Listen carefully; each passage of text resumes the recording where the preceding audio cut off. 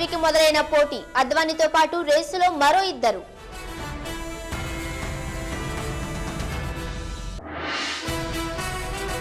TTD కళ్యాణ మండపానికి గ్రహణం, దెయ్యాల భయంతో 10 ఏళ్లుగా మూత.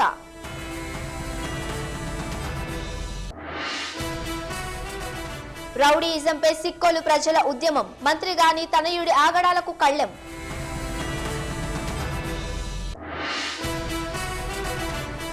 పక్కదారి పడుతున్న పేదల పెన్షన్లు, అన్యాయంగా దిగమింగుతున్న పెద్దలు.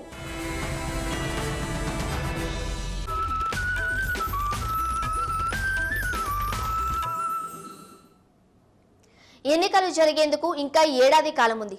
ఎవరు గెలుస్తారో ఎవరికీ తెలియదు. కానీ ప్రధాని పదవి కోసం పోటీ అప్పుడే మొదలైంది.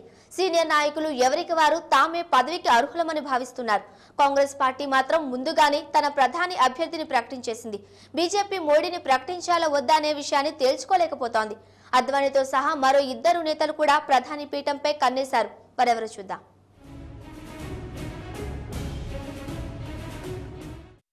లోక్సభ ఎన్నికలు ఎప్పుడైనా జరగొచ్చని కాంగ్రెస్, బీజేపీతో సహా అన్ని పార్టీలు ముందస్తు హెచ్చరికలు జారీ చేస్తున్నాయి. వెంటనే ఎన్నికలకు వెళ్లటం ఎవరికీ ఇష్టం లేదు. కానీ బలవంతంగా అయినా ఎన్నికలకు సిద్ధం కాక తప్పని పరిస్థితులు ముంచుకొస్తున్నాయి. ప్రధాని పదవి కోసం కూడా ఇప్పటి నుంచే పోటీ మొదలైంది. రాహుల్ గాంధీకి కాంగ్రెస్ ఉపాధ్యక్ష కిరీటాన్ని తగిలించిన ఆ పార్టీ ప్రధాని అభ్యర్థిగా కూడా ప్రచారం చేస్తోంది. ఇక బీజేపీ స్టార్ క్యాంపెయినర్ గా యువజనుల్ని విపరీతంగా ఆకర్షిస్తున్న గుజరాత్ ముఖ్యమంత్రి నరేంద్ర మోడీని ప్రధాని అభ్యర్థిగా ప్రకటించడానికి ఆ పార్టీ తీవ్రంగా ఆలోచిస్తోంది. అయితే బీజేపీలోనే మోడీ వ్యతిరేకులు తయారయ్యారు. ఎన్డీఏలో కూడా ఆయన పట్ల వ్యతిరేకత కనిపిస్తోంది. మరోవైపు బీహార్ ముఖ్యమంత్రి నితీష్ కుమార్ కూడా ప్రధాని పదవిపై కన్నేశారు. బీజేపీ గనక మోడీని ప్రధాని అభ్యర్థిగా ప్రకటిస్తే తన దారి తాను చూసుకోవటానికి రెడీ అంటున్నారు. ఎన్డీఏలో కొనసాగుతున్న జనతాదళ్ యు నాయకుడిగా ఉన్న నితీష్ అవసరమైతే యూపీఏకో లేకపోతే మూడో ఫ్రంట్కో జైకొట్టేందుకు సిద్ధమవుతున్నారు. బీజేపీలో వృద్ధ నేతగా పార్టీకి పెద్ద దిక్కుగా ఉన్న ఎల్కే అద్వానీ కూడా ప్రధాని పదవి మీద మోజుంది. గతంలో వాజ్పేయి కారణంగా ఉప ప్రధానితోనే ఆయన సరిపెట్టుకోవాల్సి వచ్చింది. ఇంతలో అధికారం చేజారిపోయింది. ఎన్డీఏ గనక అధికారంలోకి వస్తే ప్రధాని పీఠంపై కూర్చునే అవకాశం కోసం అద్వానీ ముందు వరుసలోనే ఉంటారు. ఇక ఉత్తరప్రదేశ్లో అధికారం చెలాయిస్తున్న సమాజ్వాదీ పార్టీ అధినేత ములాయం సింగ్ యాదవ్ కూడా కాచుకూర్చున్నారు. ముందస్తు వ్యూహంలో భాగంగానే కుమారుడు అఖిలేష్ యాదవ్ ను సీఎం పీఠంపై కూర్చోబెట్టి తాను ఢిల్లీ పీఠం కోసం వెయిట్ చేస్తున్నారు. మూడో ఫ్రంట్కు పరిస్థితులు అనుకూలంగా కనిపిస్తే యూపీలో ఎక్కువ సీట్లుంటాయి గనుక ఆ విధంగా బేరమాడొచ్చన్నది ములాయం ఆలోచన. పైన చెప్పిన 5గురే కాకుండా ఇక మరాఠా యోధుడిగా పేరు పొందిన ఎన్సీపీ అధినేత శరద్ పవార్, పంచకట్టు ప్రధాని కావాలంటూ తమిళనాడులో ప్రచారం పొందిన కేంద్ర ఆర్థిక మంత్రి చిదంబరం లాంటి వారు కూడా ఆ పదవిపై మోజుపడుతున్న వారిలో ఉన్నారు. మరి దేశ అత్యున్నత అధికార పదవి ఎవరిని వరిస్తుందో?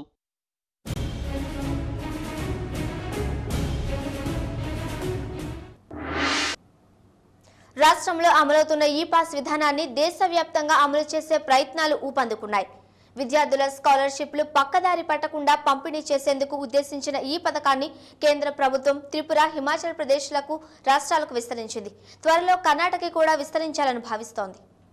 రాష్ట్రానికి చెందిన సెంటర్ ఫర్ గుడ్ గవర్నెన్స్ సంస్థ డెవలప్ చేసిన ఈ పాస్ విధానం ఇతర రాష్ట్రాల్ని కూడా ఆకర్షిస్తోంది.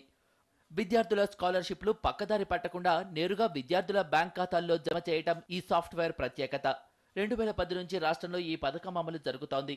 ఓపెన్ సాఫ్ట్వేర్ సాయంతో సెంటర్ ఫర్ గుడ్ గవర్నెన్స్ సంస్థ ఈ పాస్ సిస్టమ్ ని డెవలప్ చేయడంతో దీని నిర్వహణ ఖర్చు కూడా తక్కువ.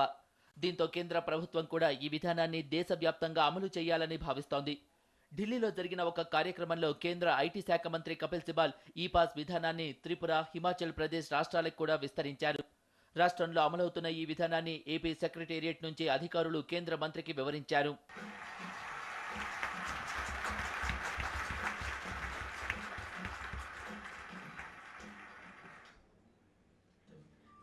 ప్రస్తుతం 3 రాష్ట్రాల్లో అమలవుతున్న ఈ పాస్ విధానం త్వరలో కర్ణాటకలో కూడా అమలవుతుందన్నారు రాష్ట్ర social welfare department principal secretary. మొట్టమొదటిసారి ఆంధ్రప్రదేశ్ రాష్ట్రంలో ప్రవేశపెట్టాము. ఎప్పుడు మాత్రం మనం ప్రవేశపెట్టాము దాదాపు 28 లక్షలు స్టూడెంట్స్ దీన్ని బెనిఫిట్ పొందుతున్నారు. ఇప్పుడు 3 రాష్ట్రాలు అయ్యాయి. తర్వాత కర్ణాటక కూడా ప్రవేశపెట్టడంలో రెడీ అవుతుంది. ఇలాగా మొత్తం దేశంలో అన్ని రాష్ట్రాలు ఇవి ఆదుకుంటుంది. ఎందుకంటే everybody need not have to discover this entire thing again and again. ఈ పాస్ విధానం ద్వారా ప్రస్తుతం ఆంధ్రప్రదేశ్లో దాదాపు 28 లక్షల మంది విద్యార్థులకు ఉపకార వేతనాలు అందుతున్నాయి. నిధులు పక్కదారి పట్టే అవకాశం లేకపోవడంతో మిగతా రాష్ట్రాలు కూడా ఈ విధానాన్ని అమలు చేసేందుకు ఆసక్తి చూపిస్తున్నాయి. కంచె చేను వేస్తే ఇక కాపు ఏమి చేయ అన్నట్టుగా ఉంది శ్రీకాకుళం వాసుల పరిస్థితి. కానీ జిల్లా వాసులు మాత్రం చూస్తూ ఊరుకోలేదు. రౌడీయిజంపై ఐక్యంగా ఉద్యమించారు. మంత్రి ధర్మాన తనయుడి రౌడీ బ్యాచ్ పై కళ్లం వేశారు. కానీ కాకిల నుంచి తగిన కోఆపరేషన్ లేదని వాపోతున్నారు. పోలీసుల వైఖరి చూస్తుంటే రౌడీలకు డమ్మీలుగా వ్యవహరిస్తున్నట్టుగా ఉందని ఆరోపిస్తున్నారు. అయితే కాకీలు మాత్రం అరెస్టుల పర్వం కొనసాగుతుందని ఎవరిని ఉపేక్షించమంటున్నారు. శ్రీకాకుళంలో రౌడీ దర్బార్ పై స్థానికులు తిరుగుబావుట ఎగురవేశారు. మంత్రి ధర్మాన కొడుకు రామ్ మనోహర్ నాయుడు అండదండలతోనే రౌడీలు Paila Sekhar alias 8pm Sekhar, Jilani, land mafia Ravindra, Chandrasekhar alias Gabbar తమ్ముడు శ్రీనివాస్ పెట్టరేగుతున్నారని సిటిజన్ ఫోరం ఉద్యమ బాట పట్టింది. మేము సైతం అంటూ బాధితులు ఆందోళనతో కదం తొక్కారు.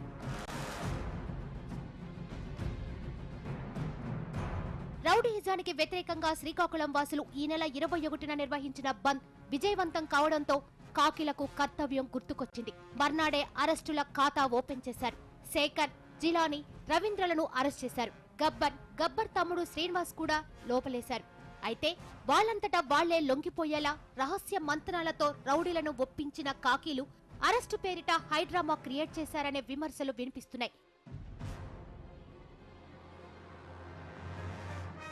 నాన్ బెయిలబుల్ కేసులు పెట్టామని కలరింగిచ్చారు. కానీ తెర వెనుక వేరే కథ నడిపించారనే ఆరోపణలు వస్తున్నాయి. ఓ వ్యాపారి నుంచి దౌర్జన్యంగా కారు లాక్కెళ్లిన కేసులో శేఖర్ పై 382 సెక్షన్ పై కేసు నమోదు చేశారు. జిలానీ, రవీంద్రపై 448, 323, 506 సెక్షన్ల కింద కేసులు నమోదు చేశారు. ఈ ముగ్గురికి కోర్టు 15 రోజుల రిమాండ్ విధించింది. అయితే ఈ రౌడీ బ్యాచ్ జెట్ స్పీడ్ తో బెయిల్ పై బయటకొచ్చారు. దీన్ని బట్టి రౌడీయిజం పై పోలీసుల యాక్షన్ ఎలా ఉందో తేటతెల్లమైపోయిందంటున్నారు స్థానికులు. సిటిజన్ ఫోరం ఆధ్వర్యంలో స్థానికులు ఎస్పీ గోపాల్ ను కలిశారు. ఫిర్యాదులు ఇచ్చినా కఠిన చర్యలు తీసుకోవడం లేదనే విషయాన్ని ఆయన దృష్టికి తీసుకొచ్చారు. పోలీసుల చర్యలు చూస్తుంటే రౌడీలు మరింత బరితెగించడం ఖాయంగా కనిపిస్తుందంటున్నారు స్థానికులు. కొందరైతే తమకు రౌడీల నుంచి ప్రాణహాని ఉందని హడలిపోతున్నారు. రౌడీల బెదిరింపులపై పోలీసులకు చెప్పినా పట్టించుకోవడం లేదని వాపోతున్నారు. శ్రీకాకుళం పట్టణంలో రాష్ట్ర రోడ్లు భవనాల మంత్రి ధర్మాన ప్రసాదరావు తనయుడు ప్రోత్సాహంతోనే గోండాలు పెచ్చిమీరిపోతున్నటువంటిది శ్రీకాకుళంలో చర్చనీయాంశం అయింది. దీని మీద ఏం చర్యలు తీసుకుంటున్నారు ఏమిటనేది శ్రీకాకుళం జిల్లా పోలీస్ సూపరింటెండెంట్ గారిని అఖిల పక్షాలు, సిటిజన్స్ ఫోరం, ఇతర ప్రజా సంఘాల నాయకులు వెళ్ళి కలవడం జరిగింది. అందుకని దీని మీద మీరు సీరియస్గా లేరు పోలీస్ యంత్రాంగం, ఇట్లాగుంటే మాత్రం ఇక్కడ శాంతి భద్రతల సమస్యని పరిష్కారం కాదు. ఈ గోండాగిరి చేస్తున్నటువంటి వాళ్ళు గత చరిత్ర ఏమిటి, వాళ్ళు ఇప్పుడు ఏ రకంగా ఉన్నారు, వీళ్ళ వెనక ఉన్నటువంటిది ఎవరు ఏమిటనేది మీరు అన్ని కోణాల్లోన పరిశీలన చేయాలని చెప్పేసి మేము ఎస్పీ గారికి చెప్పాం. బడాబాబుల అండతో బరితెగిస్తున్న రౌడీలపై కఠిన చర్యలు తీసుకోవాలని సిటిజన్ ఫోరం ప్రతినిధులు డిమాండ్ చేస్తున్నారు.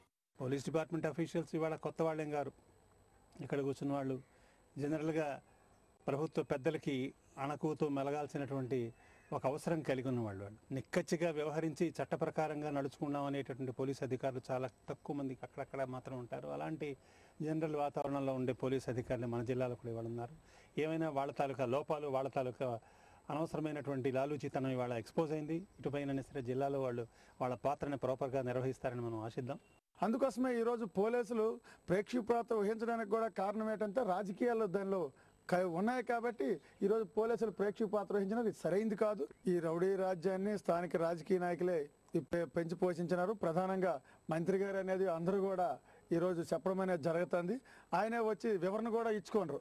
మేము తొందరపాటు చేసే వల్లే ఇచ్చేసింది, ఇట్లాంటివి నేను సహించను, కొంతమందికి మంచి చేయాలని చూస్తే కొంతమందికి చెడు జరిగిపోతుందని చెప్పి మంత్రి గారే బహిరంగంగా ప్రకటనలు ఇచ్చి కొడుకుని సమర్థించుకుంటూ ఇది మేము తప్పు చేయలేదని ప్రజలకు చెప్పడం కోసం, కానీ ప్రజలు నమ్మే పరిస్థితులు ఈ రోజు లేదు. రాజకీయ ఒత్తిడి కారణంగానే ఈ రోజు ఏంటంటే దాని సరైన సెక్షన్లు ఏవి పెట్టకుండా ఈ రోజు ఏంటంటే అది కాలక్షేపంగా జరుగుతుంది. అట్లాంటివి చేస్తే ప్రజలు క్షమించరు, పోరాటాన్ని ఎంతైనా తీవ్రతరం చేస్తామని హెచ్చరిస్తాం.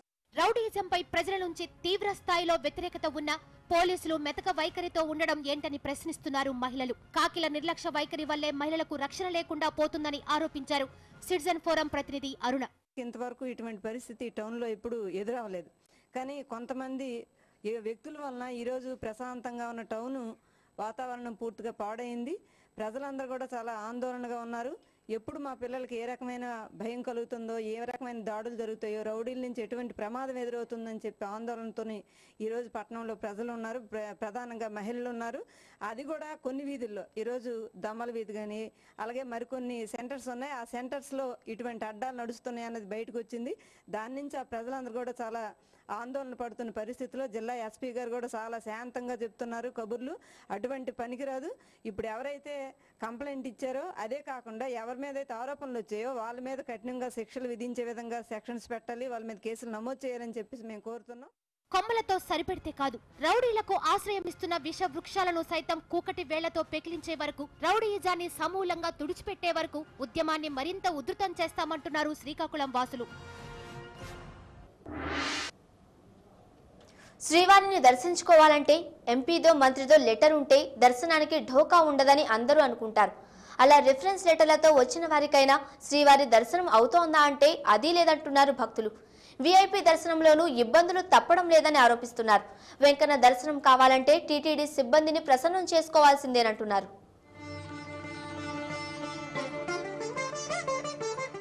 వడ్డీ కాసుల వాడిని దర్శించుకోవాలంటే ఏం కావాలి? ఓన్లీ టీటీడీలో ఎంప్లాయీస్ తెలుస్తే తప్ప మనకు దర్శనం దొరకదు. ఇంకా అసలు ఏడుకొండలవాడు ఎవరివాడు? ఈ దేవుడు వాళ్ళ కోసమే ఉన్నాడు, ఇంకా మిగతా వాళ్ళ కోసం వెంకటేశ్వర స్వామి లేడు. ఇది తిరుమల శ్రీనివాసుని దర్శించుకునేందుకు వచ్చిన భక్తుల మనోగతం. వీళ్లంతా సామాన్య భక్తులు కాదు, వీఐపీ దర్శనం కోసం వచ్చిన భక్తులే. వీళ్ల పరిస్థితే ఇలా ఉంటే ఇక సామాన్యుల పరిస్థితి ఎలా ఉంటుందో ఊహించండి. భక్తుల ఆగ్రహాన్ని చూస్తే దేవుడు వరమిచ్చిన పూజారి కరుణించలేదన్నట్లుంది కదూ.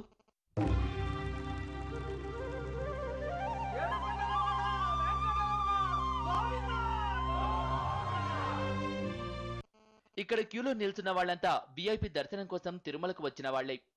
తిరుమలలో రోజు రోజుకు భక్తుల తాకిడి పెరుగుతోంది. శ్రీవారిని దర్శించుకునే భాగ్యం కరువవుతోంది. దీంతో కాస్తో కూస్తో పలుకుబడి ఉన్నవాళ్లు మంత్రి గారిదో ఎంపీ గారిదో లెటర్ తీసుకుని ఎంతో ఆశగా వస్తారు తిరుమలకు. తీరా ఇక్కడికొస్తే సిఫార్సులున్నా భక్తులకు చుక్కలు చూపిస్తున్నారు టీటీడీ సిబ్బంది. రికమెండేషన్తో వచ్చిన మేము, మాకు 25వ తేదీ ఈవినింగ్ బ్రేక్ దర్శనం కావాలంటే వాళ్ళు 26 వాళ్ళంతలో వాళ్ళే ఇచ్చేశారు. 26 అని చెప్పేసి ఒకటి 26వ తారీఖు, ఒకటి 25వ తారీఖు, 2 అడిగాము.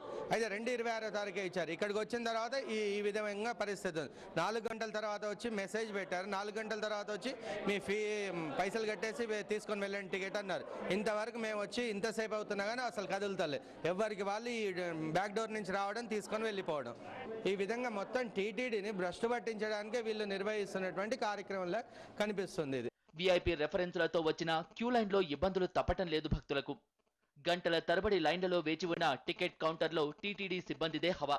వాళ్ళివ్వాలనుకుంటే టికెట్లు ఇస్తారు, లేదంటే కొర్రీలు పెడతారు. అయితే దీనంతటికీ సాంకేతిక కారణాలను సాకుగా చూపుతున్నారు సిబ్బంది. ఈరోజు ఏమన్నా ఇండివిజువల్ టికెట్స్ పెట్టారు, దానివల్ల కొద్దిగా లేట్ అవుతుంది. దానివల్ల లైన్ జామ్ అయిపోయింది.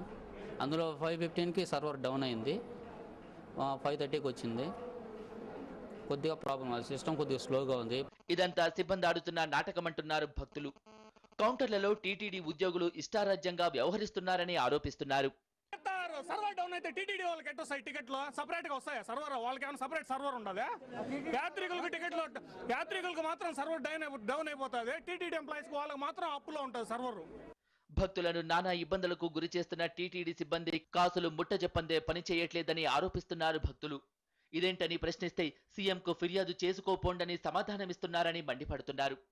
పొద్దుటాంచి రూమ్ ఇచ్చేవాడు అక్కడ ఒకడు ఉన్నాడు, నా పేరు సుబ్రహ్మణ్యం చెప్పుకోమన్నాడు. సంతకం పెట్టమని 2:30కి రమ్మన్నాడు.